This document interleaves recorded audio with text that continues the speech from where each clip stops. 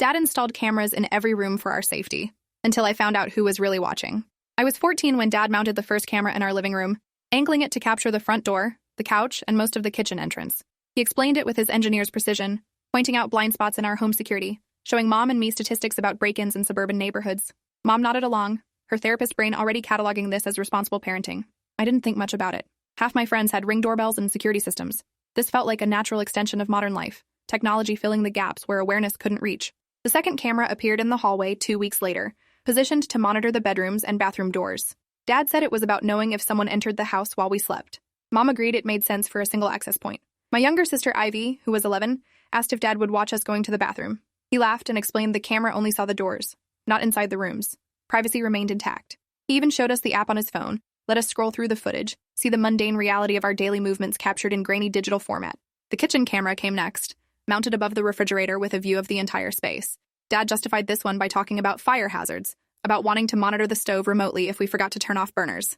Mom supported it enthusiastically, mentioning a client whose house had burned down from an unattended pot.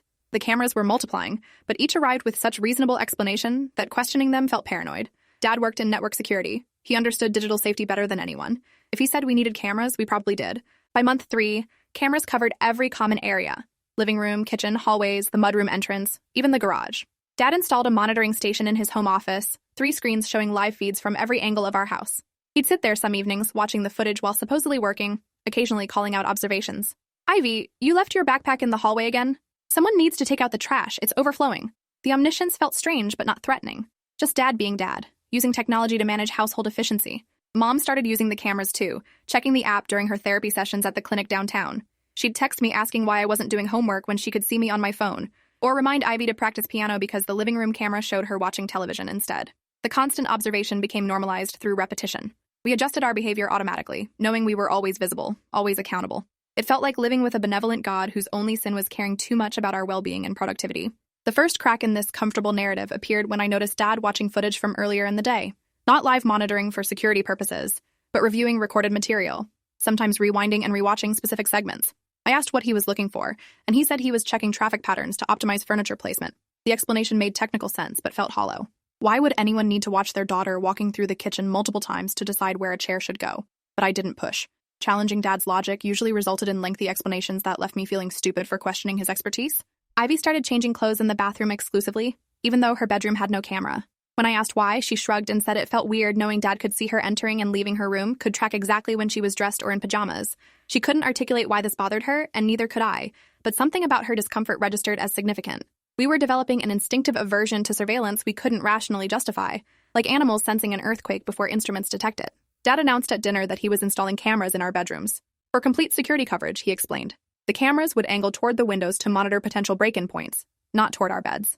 Mom hesitated for the first time, suggesting that might be excessive, but Dad pulled out his tablet and showed her crime statistics, articles about teenagers abducted through bedroom windows, home invasions where families were attacked in their sleep. By dessert, Mom was convinced this was necessary protection. Ivy and I exchanged glances but said nothing. What argument could we make? That we wanted to be less safe? The bedroom cameras arrived in matte black, smaller than the others, mounted in the upper corners with views that supposedly captured only the windows and doors. Dad demonstrated the angles, showed us the footage, proved that our beds remained mostly off-screen. Mostly. The edge of my mattress was visible. If I sat up in bed, the camera caught my torso and face. The word mostly was doing enormous work in that sentence, covering territory that felt increasingly uncomfortable the longer I thought about it. I started sleeping in positions that kept me out of the camera's view, contorted against the wall, neck cramping from the unnatural angle. Ivy complained of nightmares about being watched. Mom suggested this was preteen anxiety, offered to adjust her therapy schedule to fit in family sessions. Dad said the cameras were non-negotiable until we lived in a safer neighborhood. He'd already invested thousands in the system. Removing them would waste money and compromise our security. The conversation ended with Mom supporting Dad's position, and Ivy and I learning that our discomfort mattered less than equipment costs and theoretical safety. I discovered Dad's monitoring habits by accident 3 months after the bedroom cameras installed. I came home from school with strep throat, feverish and weak, and went straight to bed without telling anyone I was home early. I woke hours later to use the bathroom and heard Dad's voice from his office, speaking in a tone I'd never heard before. Low and urgent, almost excited. I moved quietly down the hallway and heard him say, "No, she's asleep now, but earlier she changed after school. Hold on, I can rewind it." My brain couldn't process what I was hearing. I stood frozen outside his office door, hand pressed against the wall for balance because my fever was spiking and reality was tilting sideways. Dad continued talking, describing what I'd been wearing, mentioning that I'd taken off my shirt before putting on pajamas. that there were a few seconds where the footage showed my body. He was narrating my private moment to someone else, someone who apparently wanted to know what a 14-year-old girl looked like when she changed clothes in her bedroom. I backed away from the door, moved to the bathroom, and vomited until my stomach was empty and my throat burned worse than the strep infection. I sat on the cold tile floor, shaking, trying to construct an innocent explanation for what I'd heard. Maybe Dad was discussing camera angles with a technical support person. Maybe he was demonstrating the system's recording capabilities to a colleague. Maybe I'd misunderstood through my fever haze. But my body knew the truth before my mind accepted it. The nausea wasn't just from illness, it was from understanding I'd been systematically exposed to someone's predatory observation. I couldn't confront Dad directly. The fever gave me an excuse to stay in my room, avoid dinner, pretend to sleep when Mom checked on me. I needed time to think, to plan, to understand the scope of what was happening before I acted. If I accused Dad without proof, he'd explain it away with technical jargon, and Mom would believe him because she always believed him. I needed evidence, needed to be absolutely certain before I destroyed our family with an accusation this devastating. The next day, I pretended to leave for school, but circled back after my parents' cars pulled out of the driveway. Dad's office was locked, but I'd watched him enter the code dozens of times. 6 digits, my birthday. The irony made me sick again. I bypassed the lock and entered his domain, 3 monitors glowing with live feeds from every camera in our house. The computer required a password I didn't have, but Dad's filing system was meticulous. I opened drawers until I found a notebook labeled System Admin, and there, in his careful handwriting, was every password for every account he maintained. The computer unlocked to a desktop wallpaper of our family at the beach last summer. We looked happy, normal, unaware that the man taking the photo was simultaneously planning to violate our privacy in ways we couldn't imagine. I opened his video management software and felt my stomach drop. The recordings were organized by date and location, but also by tags. Tags like IV changing, bedroom movements, bathroom door transitions. Hundreds of clips, some only seconds long, others several minutes, all carefully categorized for easy retrieval and review. I clicked on a folder dated 2 weeks ago and found clips of Ivy getting ready for bed, brushing her hair, pulling on pajamas. Nothing technically explicit because the camera angle didn't capture full nudity, but the intent was clear. These weren't security recordings. They were surveillance footage curated for voyeuristic purposes. My hands shook so badly I could barely control the mouse as I opened folder after folder, finding similar content for both Ivy and me, months of material, our entire lives since the cameras installed, cataloged, and categorized for consumption. Then I found the messenger logs. Dad had been sending clips to other users, people with anonymous handles like WatcherPHX and SecureDad2K. They traded footage, discussed their daughters' routines, shared tips for camera placement that maximized skin exposure while maintaining plausible deniability about security purposes. The conversations made me understand this wasn't Dad's solo perversion. This was a network. An organized community of fathers using home security as cover for producing and distributing content of their own children. The scope was staggering. Dozens of users, hundreds of shared clips, the entire marketplace of family surveillance content. They used encrypted messaging, technical language about frame rates and resolution, maintaining the facade of legitimate security enthusiasts while trading in their children's innocence. Dad was a moderator in the group, someone other members asked for advice, a respected voice in this nightmare community of parental predators. I downloaded everything onto a flash drive I found in his desk drawer, not knowing what I'd do with the evidence but understanding I needed to preserve it. The download took 40 minutes, during which I sat watching the progress bar creep forward, while simultaneously monitoring the live feeds for any sign of my parents returning. My phone buzzed with a text from Mom asking if I was feeling better, if I'd gone to school. I replied that I had, that I was in class. The lie felt microscopic compared to the deception our family was built on.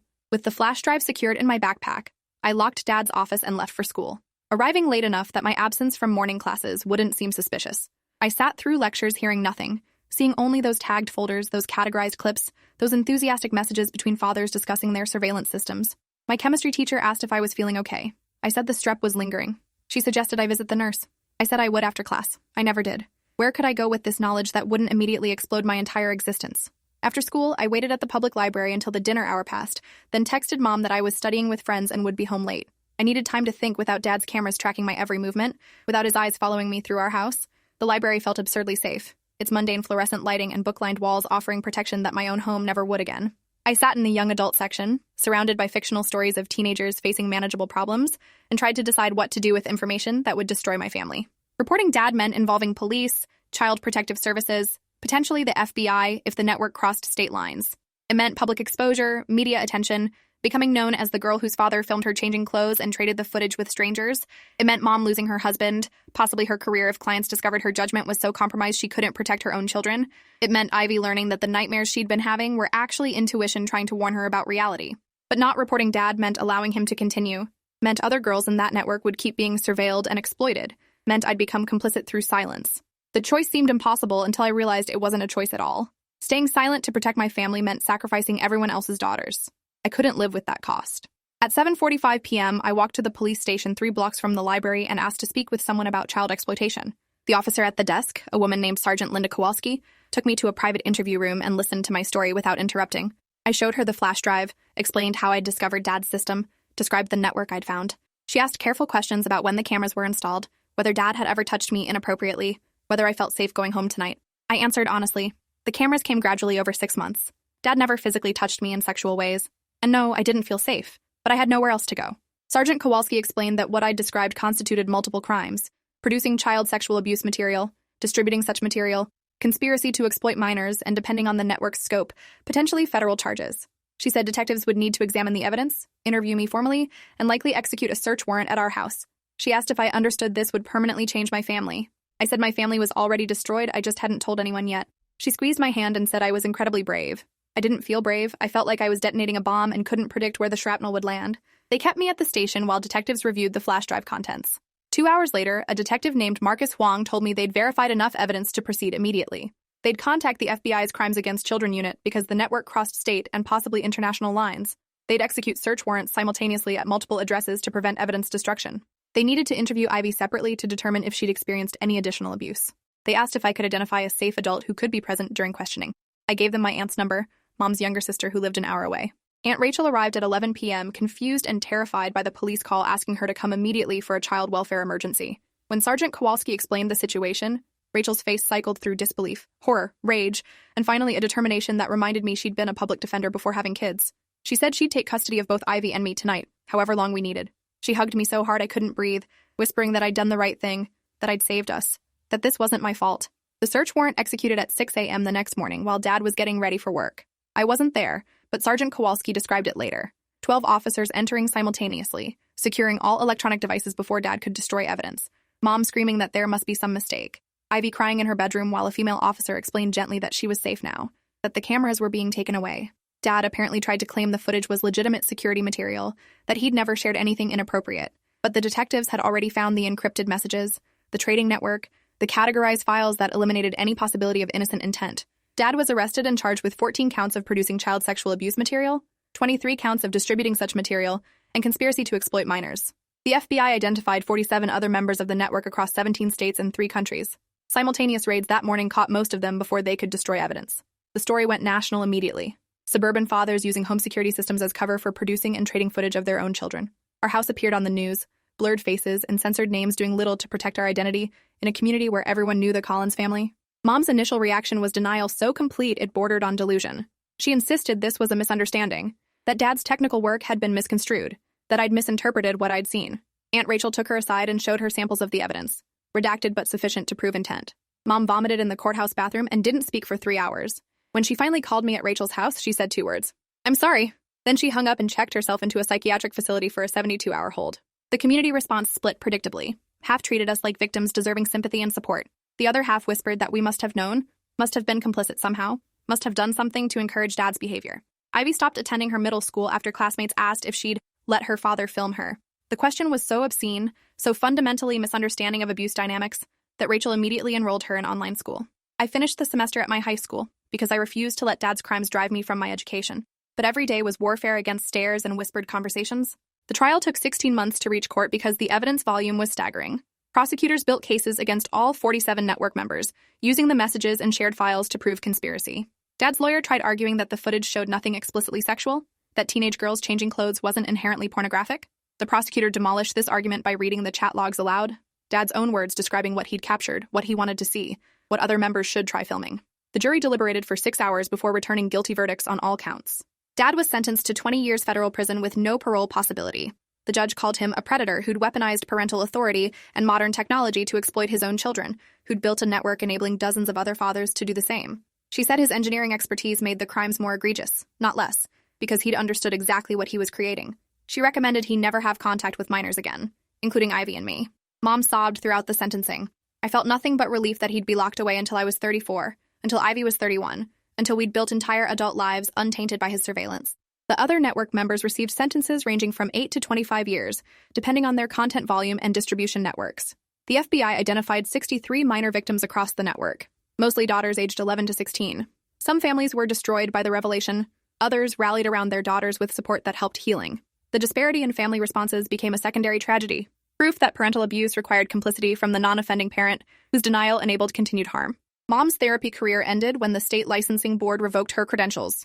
They determined that her failure to recognize abuse in her own home demonstrated compromised professional judgment that endangered clients.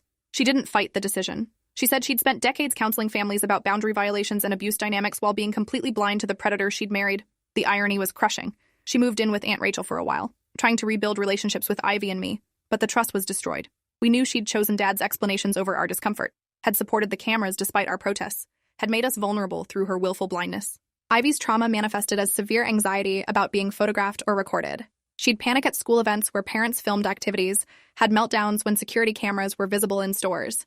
Her therapist diagnosed complex PTSD and explained that having her safe space violated by a parent created fundamental trust issues that would require years to address. She was 13 by the time she could sleep without nightmares about being watched.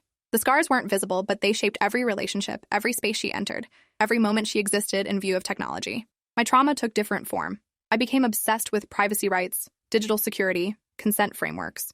I started a blog about protecting children from surveillance, both governmental and parental. I testified before Congress about the gaps in laws that allowed Dad's network to operate. I became an advocate, channeling rage into activism because fury felt productive while grief just felt consuming. Universities reached out about speaking engagements. Advocacy organizations offered positions. At 16, I had a career built on the worst experience of my life. The civil lawsuits started 2 years after the criminal trials. Families of network victims sued the camera manufacturers, arguing their products facilitated abuse. The companies countered that they couldn't police how customers used security equipment, that parental monitoring was legitimate even if some parents corrupted it. The cases settled out of court for undisclosed amounts, but the manufacturers started including warning labels about ethical use and consent considerations. Small victories that felt insufficient given the harm already inflicted. Mom tried making amends through distance. She paid for our therapy from the divorce settlement, didn't fight Aunt Rachel's guardianship, sent birthday cards with apologetic notes we rarely read. She understood that some betrayals couldn't be forgiven, that her failure to protect us created a debt she'd never repay. She moved to another state, worked retail jobs, existed in self-imposed exile from the family she'd helped destroy through passivity. Ivy wrote her back occasionally. I didn't. My capacity for grace had been exhausted. The FBI agent who'd led the investigation, a woman named Special Agent Denise Ortega, stayed in contact with me throughout college. She said the network takedown had been personally meaningful to her because she had daughters my age. She explained how rare it was for victims to report parental abuse, how my courage had likely saved other children from entering the exploitation pipeline. She said most cases like this remained hidden because families prioritized reputation over protection. Our case going public had made surveillance abuse visible, had started conversations about consent and privacy in family contexts. I graduated college with a degree in computer science and law, planning to specialize in digital privacy advocacy. Ivy chose psychology, wanting to understand the trauma she'd survived and help other victims process similar experiences. We'd both transformed our pain into purpose because the alternative was drowning in the unfairness of being violated by someone who claimed to love us. Dad sent letters from prison that we returned unopened. Whatever he wanted to say came years too late, cost too much, meant nothing against the weight of what he'd done. The cameras in Aunt Rachel's house were minimal and visible, mounted outside for actual security purposes. She'd asked our permission before installing them, had shown us the footage capabilities, had promised they'd never surveil interior spaces. The difference between her approach and Dad's was consent, transparency, respect for our autonomy. Those boundaries rebuilt our sense of safety incrementally, proving that technology itself wasn't the violation. The violation was using technology to eliminate privacy without permission, to observe without consent, to collect evidence of our existence for purposes we'd never approved. Now at 24, I work for a nonprofit focused on children's digital rights. We lobby for stronger consent laws, clearer boundaries around parental surveillance, better training for recognizing technology-enabled abuse. We work with law enforcement on identifying exploitation networks, with technology companies on designing ethical monitoring systems, with families on establishing healthy technology boundaries. The work keeps me connected to the worst experience of my life while hopefully preventing other children from experiencing similar violations. Ivy works at a trauma-focused therapy practice, specializing in adolescent victims of familial abuse. She says helping others heal helps her process her own experience, that bearing witness to recovery reminds her healing is possible even when damage feels permanent. She still struggles with security cameras and being photographed, but she's learned to manage the panic responses, to distinguish between surveillance and documentation, to reclaim her right to exist in public spaces without terror. Mom died 3 years ago from cancer she'd hidden until it was untreatable. She'd written letters to Ivy and me, apologizing again, explaining she'd been so focused on trusting her husband that she'd ignored her instincts and our discomfort. She said she'd spent years understanding how her need to believe in her marriage had blinded her to abuse happening in plain sight. She said she hoped we'd eventually forgive her, but understood if we couldn't. Ivy attended the funeral. I didn't. Some betrayals remain unforgivable even after death. Dad serves his sentence at a federal facility in Pennsylvania. He's been denied parole twice, once because he minimized his crimes during the hearing, Once because prison psychologists determined he hadn't adequately processed the harm he'd caused. He'll be eligible again in 6 years when he's 68 years old. I don't think about his release date much anymore. He can't reach us, can't surveil us, can't weaponize technology against us. He's contained. That's sufficient. The house we grew up in sold for significantly less than market value because the notoriety made it unsellable to most buyers. Someone eventually purchased it, gutted the interior, removed all the wiring Dad had installed. I drove past it once and felt nothing but relief that another family would occupy that space without our history bleeding through the walls. The cameras were gone. The surveillance ended. The evidence of our violation was archived in federal databases, but the physical apparatus of our abuse was finally dismantled. I still can't sleep in rooms with cameras, still cover laptop lenses with tape, still feel my shoulders tense when I notice security systems in homes I visit. Ivy has similar triggers, similar automatic defensive responses to feeling observed. We've learned to warn friends about our boundaries, to explain without shame that our father's crimes created lasting hypervigilance about surveillance.